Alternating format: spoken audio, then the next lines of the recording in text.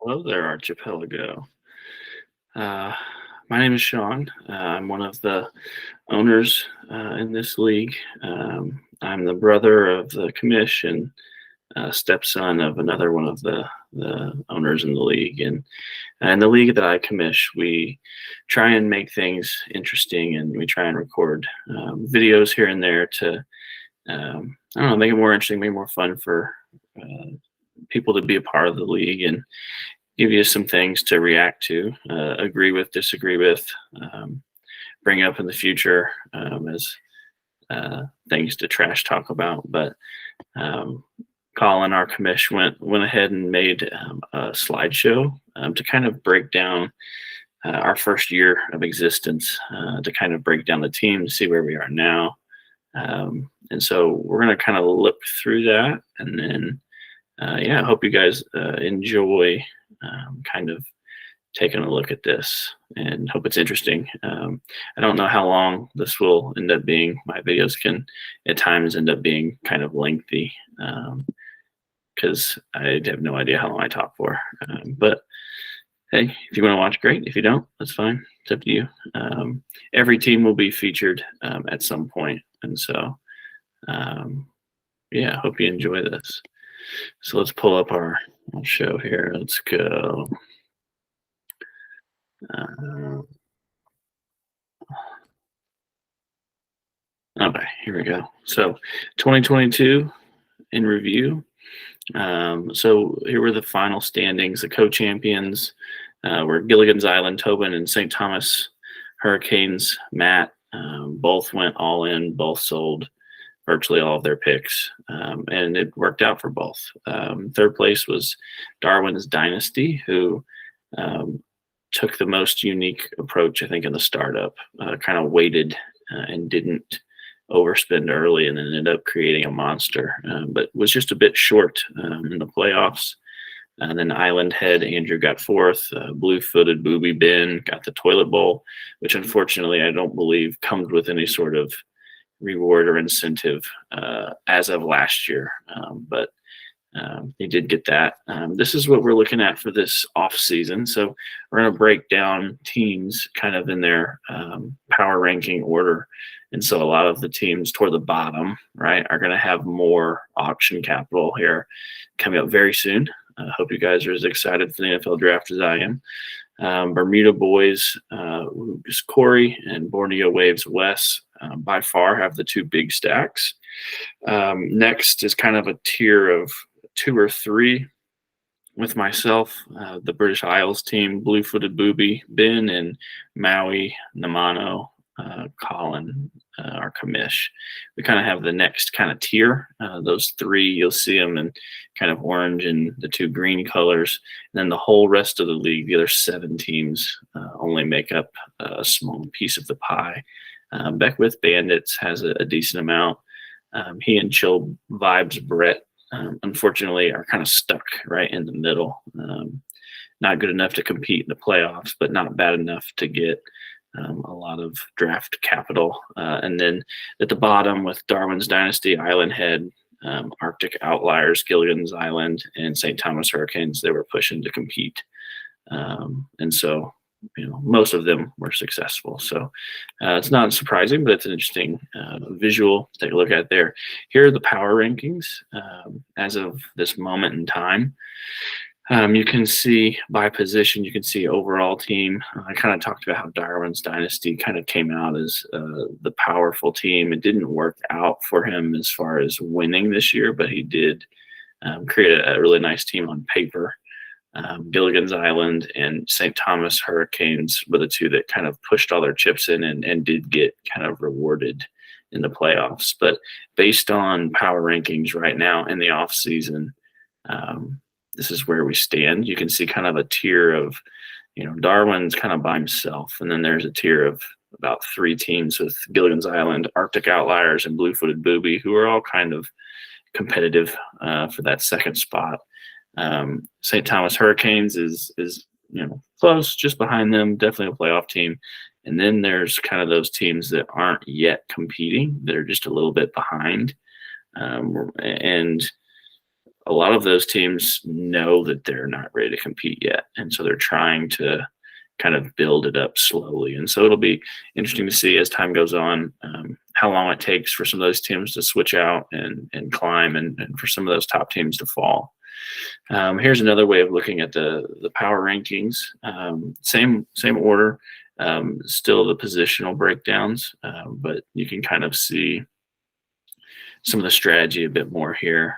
Like Darwin, just essentially neglected tight end and said, I don't care about the position, and has really good, strong squad elsewhere. But the two teams that were successful in the playoffs ended up tying for first, in Gilligan's Island and St. Thomas Hurricanes both had decent tight end rooms. St. Thomas Hurricanes with first, and Gilligan's Island with fourth best in the league. So that's an interesting, when you start two tight ends, typically we just want to neglect tight end because they don't score well. But when you have to start two and there's premiums on them, it does change the dynamic, and it does value that position in a landscape of dynasty where we typically don't want to. And so we'll go through and look at each team and kind of look at how the squads are put together, and some talking points for each one. So we'll start with Darwin's dynasty because he was first. So we're going to kind of work through this list in order from the power ranking. So if you want to skip to your team, you can look at where you were in the power rankings and then fast forward to the appropriate spot on the video. But Darwin's dynasty, his biggest wins from the startup auction last year with Geno, Daniel Jones, Chris Olave, Travis Etienne, and then Chig Okonkwo, right? If you tried to not spend up a tight end, that's a nice hit there. And you hope that he continues to move forward and Tennessee can figure out the quarterback and overall offense this year. Biggest losses, things that didn't pan out, there's not a whole lot here. So if these are your biggest losses, I think you're doing pretty well. James Cook, which I think you could argue being a loss, I think he still has a good value so long as they don't draft someone high next week. Michael Carter, no one, he was a number 2 anyway, so it's not a huge loss. Irv Smith has never really realized that potential. And so, again, with a team that was trying to find cheap tight ends later, that one didn't pan out. And then Kenny Gainwell, again, he wasn't expected to be the number 1. And looking at this point going into next year, he could potentially take a step forward. So that's not a huge loss. I know that there were rumors today about Derrick Henry going to the Eagles, or potentially them drafting one, because they have just that embarrassment of riches at those 2 first-round picks coming up next week. So as it stands, none of those are terrible losses, which is why you have a pretty darn good team. The biggest questions, Calvin Ridley, what's he look like coming back next year? I mean, I think I'd be excited to find out the answer to that question. Leonard Fournette, as a fellow Fournette owner in other leagues, it's all question marks with so many coming out, so many running backs coming out in the draft this year. Who knows what that looks like, and if he has any value. I tend to think he'll have some somewhere, but we just don't know what it is. Mike Evans, there's big questions at quarterback now. Can he continue to keep his string of 1,000-yard seasons up?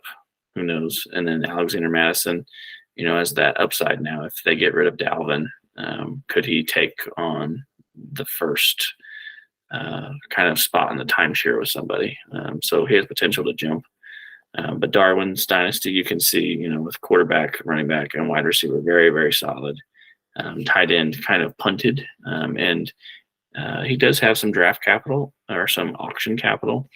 If we go back and look at that, Darwin's dynasty, you have some, not a lot, but this is a strong tight end class, so maybe that can be addressed next week or when we do our rookie auction. Next, second in the power rankings is Gilligan's Island. Biggest wins, Jalen Hurts was huge. Tony Pollard has emerged. Dameon Pierce was a hit. We don't know how long, but it was a hit. Isaiah Likely, I don't know why that's a win. He didn't really do much. And then both Miami running backs, yeah, but they could potentially be worthless, next week, or they could continue to have good value. I don't know. We'll see.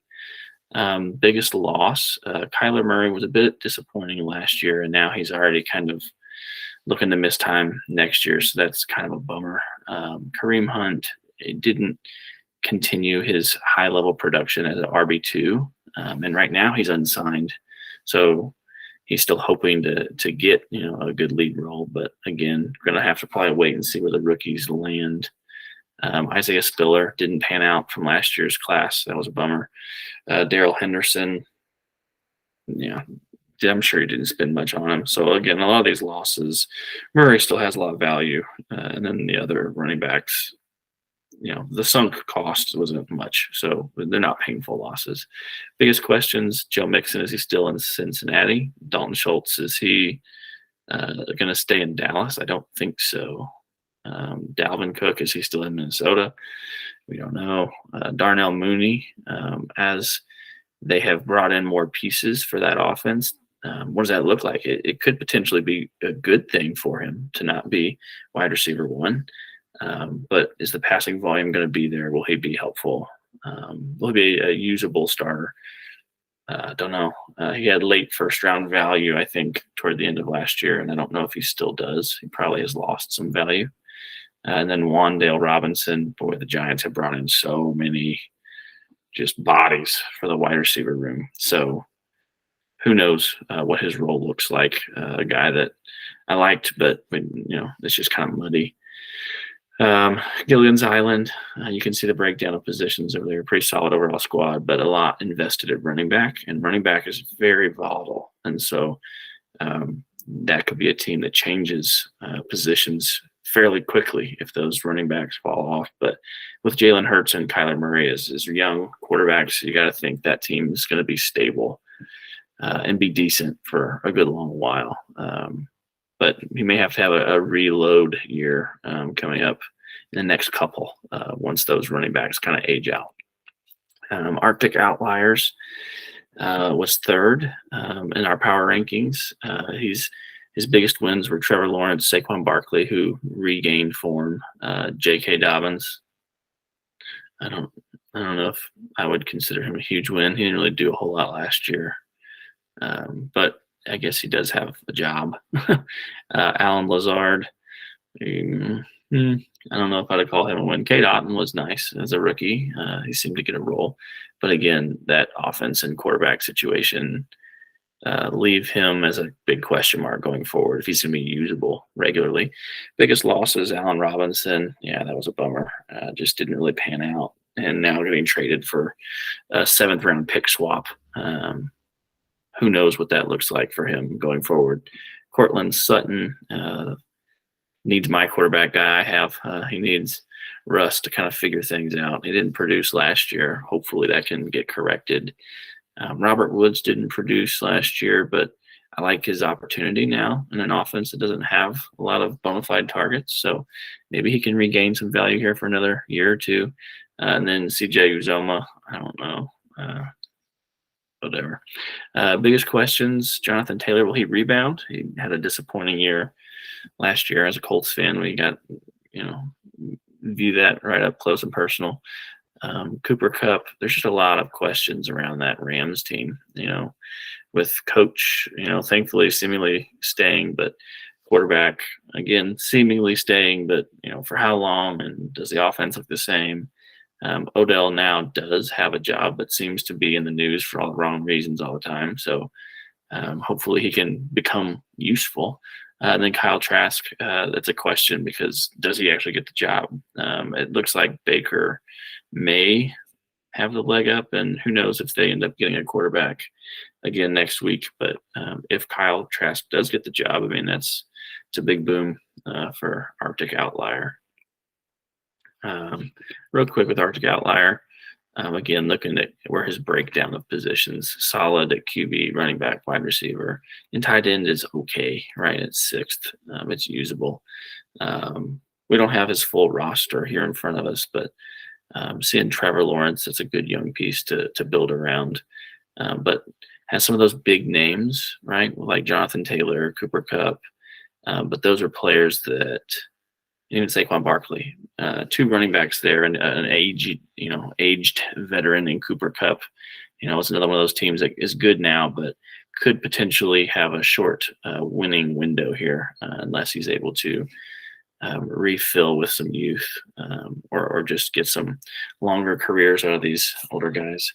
Blue-footed booby Ben, who won the toilet bowl, is building this thing the right way, right? If his strategy was to not compete right away and to try and build, he's put the value in the correct place in those young wide receivers. Totally punting at running back, which is, I think, the right choice. Quarterback, they went so expensive in the startup, and he has one in Lamar. We need to get some clarity, and we need to see if Lamar can stay healthy for a while. But this team's being built well. It's got some great foundation, and so will be interesting to see where he is next year, and then what it looks like in a year or two from then. Biggest wins, those young wide receivers: AJ Brown, Jalen Waddle, Drake London, all solid building blocks. Juwan Johnson paid off. Taysom Hill paid off last year, even though you weren't necessarily competing or seeking to compete. Last year, the biggest losses were DeAndre Swift, Kenny Galladay, Sam Darnold, whatever. Swift still has some value, although, bringing in another big name running back probably leaves him in a timeshare, which, as of when we did a startup, probably wouldn't have been what you were hoping for, but he still has some value and is useful so long as he can stay healthy. And those biggest questions: Lamar, we talked about; DeAndre, we kind of talked about; Jordan Love, does he finally get that job, and what does he look like? That could be where you found, QB2 without having to spend any more draft capital, which could be nice, but we'll see what that looks like. Kadarius Toney, does he have value going forward? Dulcich, right, at a tight end right now, your tight ends are ranked as 9th. Does Greg Dulcich, take a step forward and become one of those tight end ones, low end tight end ones, which could help bring up your tight end ranking? Average age 24. It's a young team. I haven't been looking at that on the other teams. 26 average age, 26 average age, 26 average age. So going 24, you're by far the youngest in this top end of the power rankings.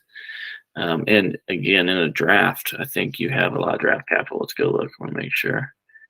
Blue-footed booby. Well, you have the same amount as myself and Connor, kind of that second tier. But in a draft that has lots of running back depth, right, in an auction where you can kind of just wait for one to fall and be a good price, that could be a great strategy.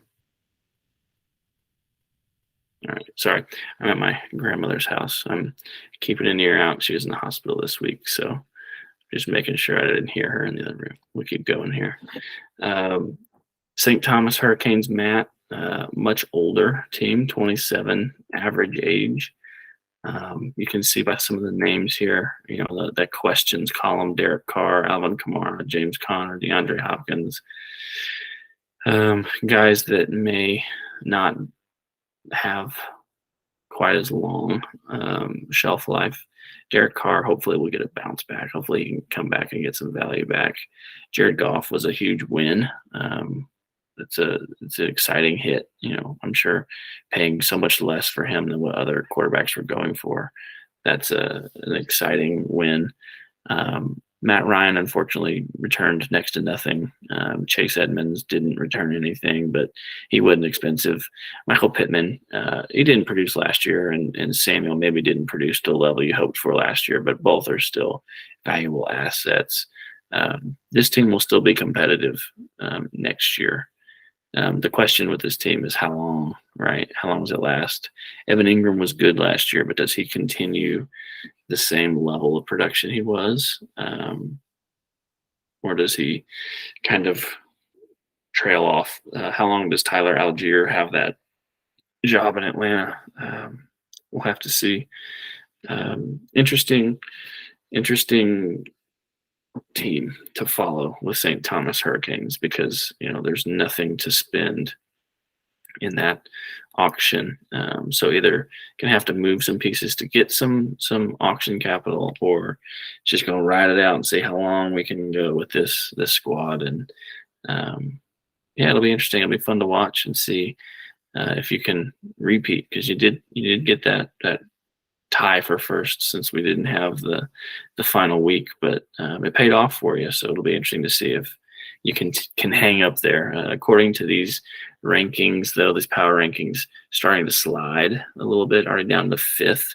But the thing to watch with this is a lot of times these power rankings, especially with these league settings, don't understand the value of tight end. And you can see that you have the first ranked tight end room. And so while, this set of rankings has you at 5th, it's very likely that the actual value of tight ends is higher than what you're being given credit for. And so we'll see if that carries you again in a 2 tight end with tight end premium going into next year. In 6th is League Commish. Colin, my brother, biggest win. He got Tua, which I think he did what Colin and I thought he would do. We were kind of bidding against each other in the startup. Both wanted him. Both liked him in that offense. But the reason that I stopped bidding, right, is we hadn't seen it yet, and he hadn't stayed healthy, right? And so I eventually just gave up. And we saw all of that. He looked great when he played, but had those injury and concussion issues. And so I genuinely hope he's able to stay healthy. I enjoy watching him play, but we'll see. I would put him in the questions category. He didn't make it in the questions category. Marquise Brown was a good win. Jahan Dotson was a good win. Yeah, as a rookie, people just kind of overlooked him. I mean, he had great draft capital, and people were taking him in the early second. And so, yeah, that's great value. Jerry Jeudy you have in the win category. He still, again, like Courtland Sutton, kind of needs that quarterback, situation to get cleaned up. Hopefully with Sean Payton coming on, that provides some great stability. But we'll see. I'm sure that Commish here is going to be more critical of himself and has 6 in his big loss category. Zach Wilson didn't pan out. Noah Fant didn't have a great year last year, but I think still has some value. Cole Kmet, I thought was decent last year. I mean, as a tight end, he was low end tight end 1. Bellinger started off well and then got hurt. I mean, I'd still be happy to have Bellinger. David Bell and Shakir were both rookies. Bell definitely didn't look great. Couldn't separate, didn't get much play. So that is kind of a bummer. But Shakir, when he did get opportunities, looked good. So I'd be happy to have Shakir still.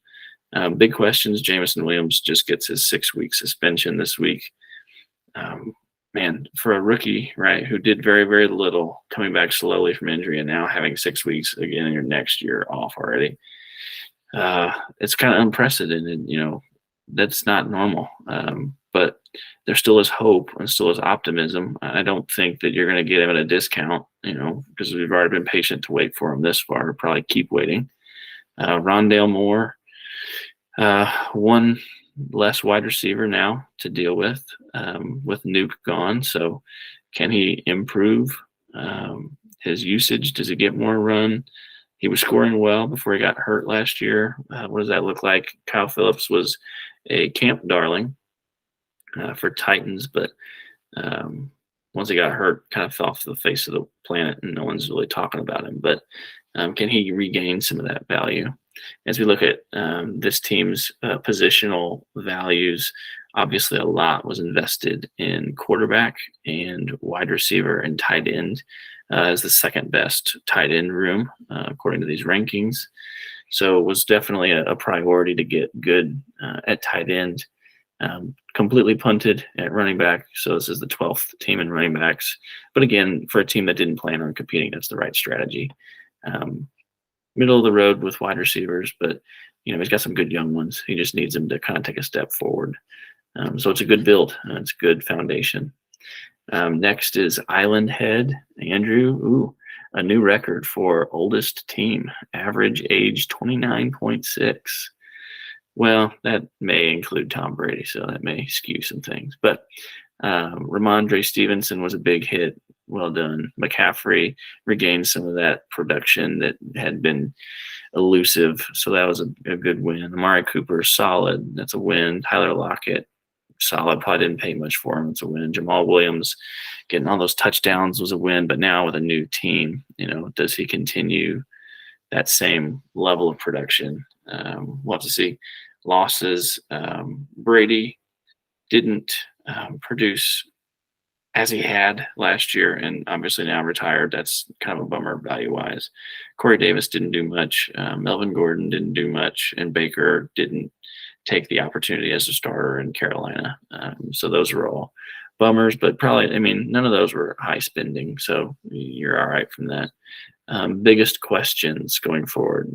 Rodgers, does he get finally traded to New York? Does he retire? Is he good? A lot of questions. DJ Chark, does he get a role, a more increased role? Thielen, I think he's re-signed, but I can't remember where. Does he have any role left? Does he have any runs? Is he useful, or is he done? Hunter Renfrow, what does it look like now with the new quarterback? And he's not really produced as he had in the past. Logan Thomas getting up there in age. Does Washington replace him in the draft with all of the young, strong tight ends in this draft class? We'll have to see. Island Head is in a bit of a predicament, in my opinion. Not in a great spot with an old team and not much capital, only $240. So Island Head is kind of hurting, to be honest. A lot of old guys probably will score fairly well next year. So I think that these rankings are dynasty rankings, right? So with an older team, the dynasty value is not going to be high, but will probably still score well and be competitive next year. But that winning window, right, is probably closing. Next is my team, British Isles. I'm 8th. Great. Awesome. Just what I was hoping for. Being at the bottom. Biggest wins, according to Archimish. I did not make this slideshow. I'm just presenting it. Biggest wins, Breece Hall. Yeah, I had plans to not spend at running back, but when Breece went, he was like the last, what I considered like tier 1 running back, and I got him for like 20 or 30 bucks cheaper than other, in my opinion, comparable guys. And so I felt like that was a steal. That was one of those where Darwin had the big stack and could have taken him and didn't want to. He wanted to have multiple good players as opposed to just one, running back. And so was kind of surprised to get Breece, but was happy with it. And as a team that, quickly obviously was looking to tank, was even okay, with him getting injured, and happy to just have that player on my team, hoping that he comes back and is helpful this year. Christian Kirk, he did well. He got the big contract and did well last year. We'll see what it looks like going forward. Rashid Shaheed, I don't even know if I drafted him. I think I probably picked him up on waivers or something.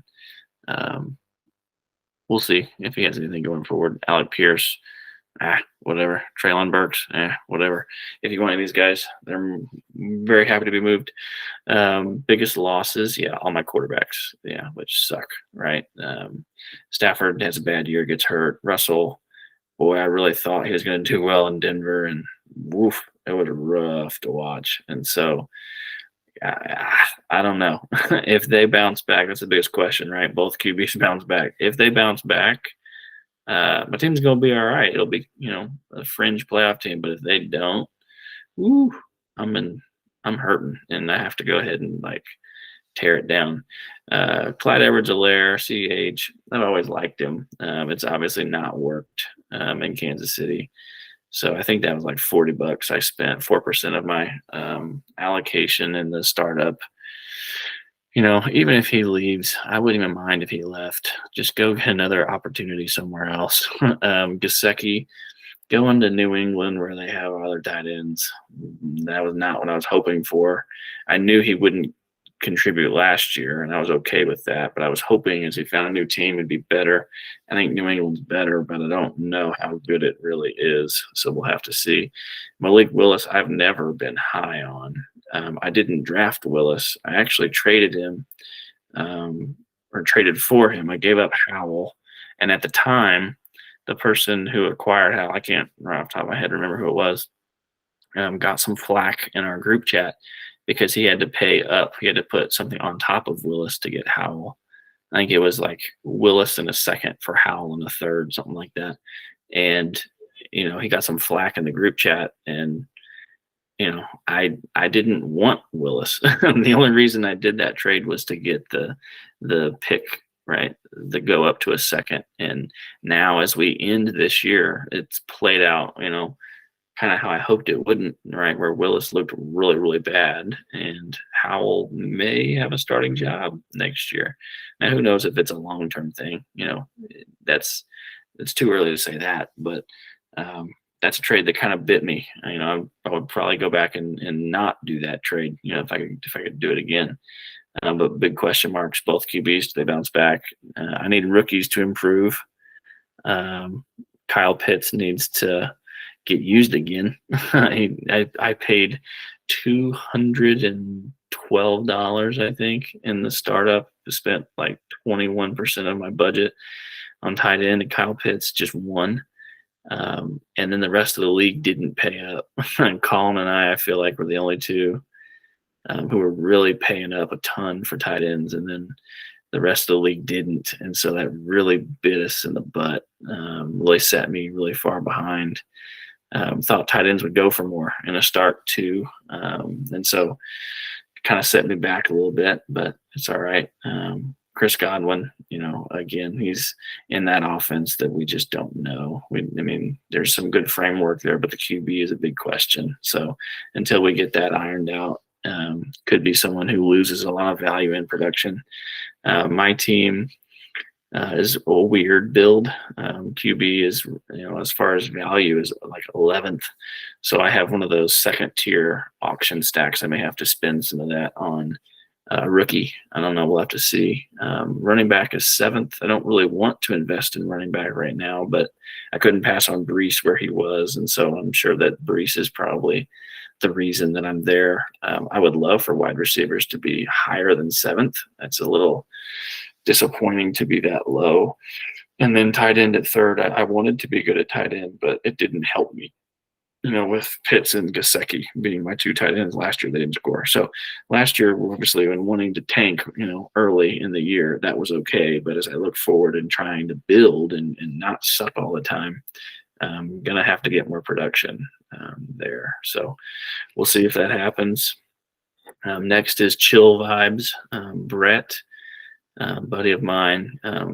This is probably his 2nd Dynasty League. And loves to trade, loves to get out and be aggressive, but now he's kind of in that position where he's kind of stuck, right? His team isn't good enough to compete, and he doesn't have the auction capital to build it. So kind of stuck there. He did hit on Amon-Ra St. Brown. I thought he overspent for him. And then, Amon-Ra really produced and looked really good. So that ended up being a good win for him. Freiermuth is solid. Pickens is okay, solid. I'm a big Pickens fan. He just didn't produce a ton, and I don't know what that Steelers offense can really produce. We'll have to see. Jacoby Myers was a good cheap hit. Khalil Herbert was a good cheap hit. Biggest losses. Only has one quarterback in Herbert. The other ones didn't pan out. Claypool didn't work out. Elijah Mitchell can't stay healthy and now is buried behind CMC. And all the darts that he threw didn't hit. Biggest questions, Javonte Williams. It's not sounding good with his knee. It sounds like he may not be ready for the start of the year, and seems like he's not been able to get the opportunity or the health. And so what does that mean, for him going forward? And then Higbee and Knox, can they continue to be tight end ones?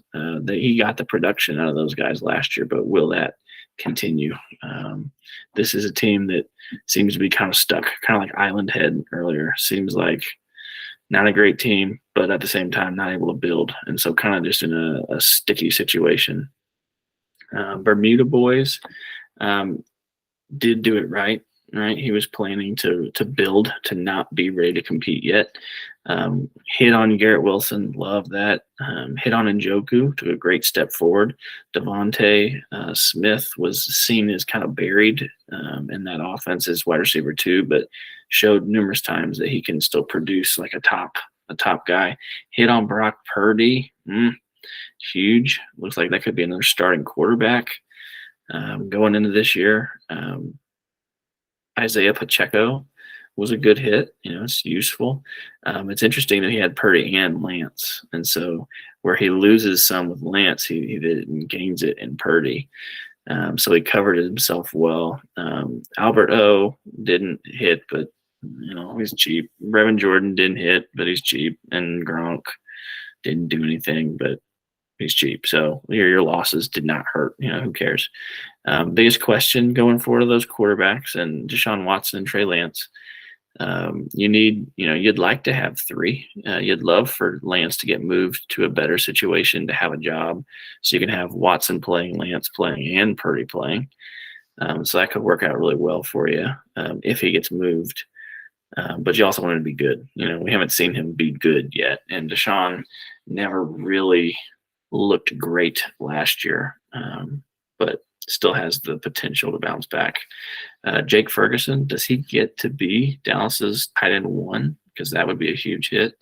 Rashad Bateman, he's wide receiver one, but who's a quarterback and does he get much volume, right, is the question. But this team's built right. It's got fourth most value at wide receiver. They're young. It says seventh at QB value. And I guess I get that, right? Because Lance and Purdy aren't seen as like high-end guys. And even Watson hasn't shown it in Cleveland yet, but there's very good potential for that to change, like those QB values to change like within this year without you having to bring anybody else in. Like it's very possible that each of those three quarterbacks you already have all gain value. And so you're in a great spot and you're one of the top stacks with capital. And so this is a team that is at the bottom right now in 10th, but will, I think, very quickly become a competitive team. And so it'll be fun to watch. Beckwith Bandits is in 11th. Just right off the bat, right, as you look at this team, QB value at 12th, right? So you would think not going to compete. Wide receiver value at 11th, which I think is like the building blocks of a dynasty team because they can last for a while. So that's not great. And then RB second. And RB is typically the shortest shelf life.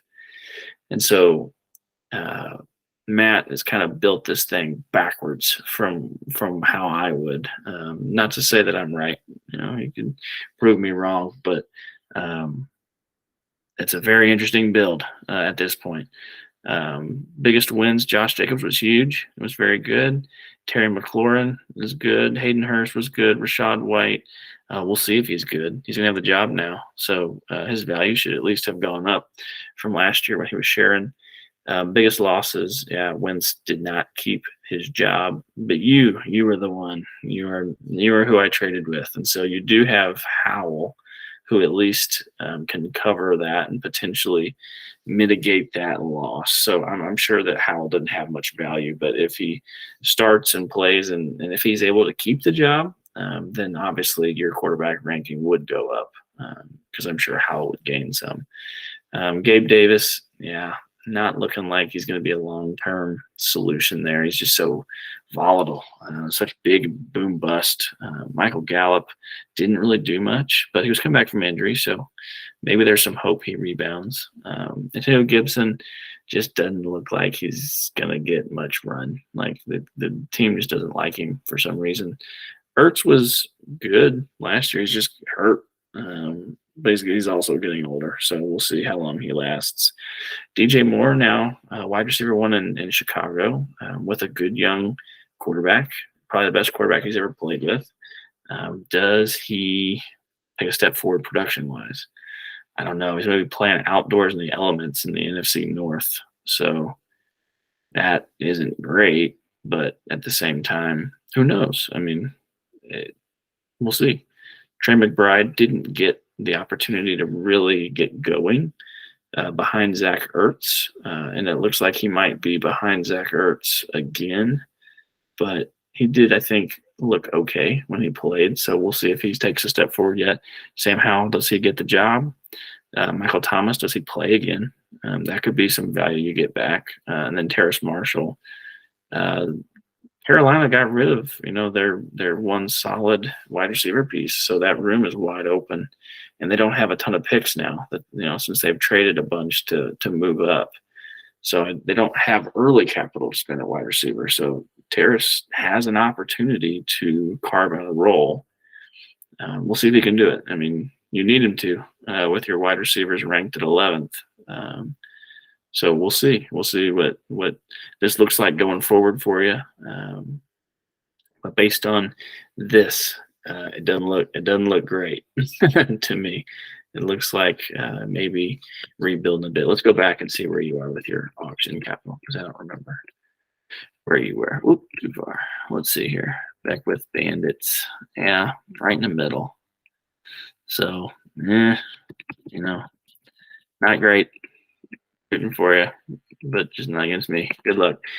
Borneo Waves is coming in on bottom in our value, 12th ranked value squad. Biggest win, Justin Fields is huge. Christian Watson was a great win. Ayuk looks really good, solid now. Darius Slayton, I don't know about that one. McKinnon was good last year. We'll see if he retained any of that. Desmond Ridder was a loss, but they've not replaced him yet, so if he gets a run as a starter this year, that could be very good for you. Damian Harris, he didn't really do anything. Isaiah McKenzie, whatever. He didn't pay anything for that. Tight end darts didn't land. Yeah, you have totally passed on tight end.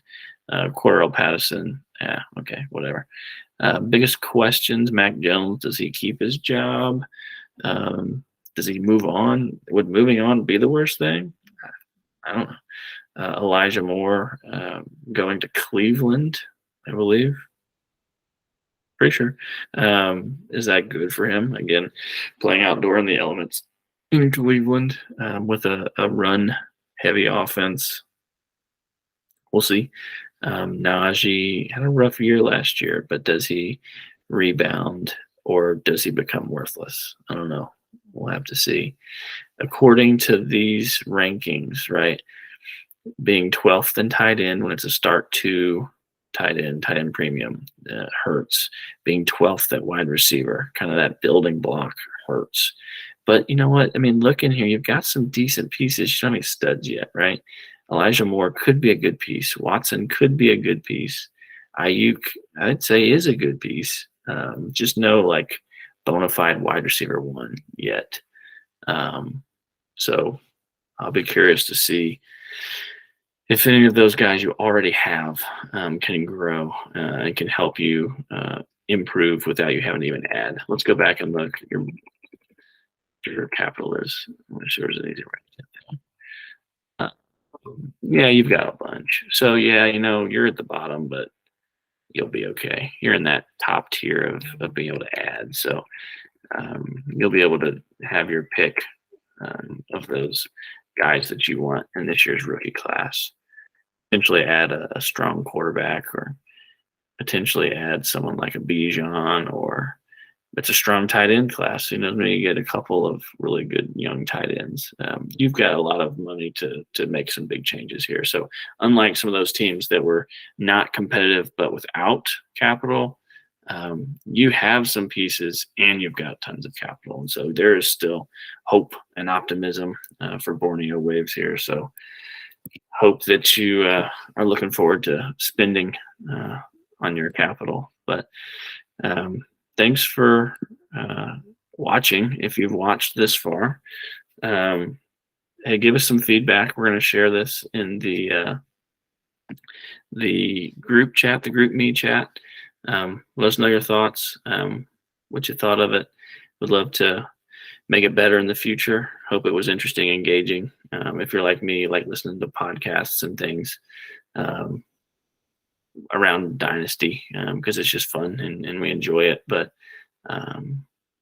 yeah, I mean, we're amateur, but we enjoy it. So hope you enjoyed hearing, one of your own teams kind of broken down. But yeah, have a great week. Christmas is almost here. Draft is Thursday. Can't wait for it. Would love to get the GroupMe chat active again around draft. Hear about how you feel your favorite team did, or what you think, or how you feel about potential dynasty implications. Maybe before or maybe after we have our auction, so you don't give away too much. But regardless, thanks for watching. We'll see you soon.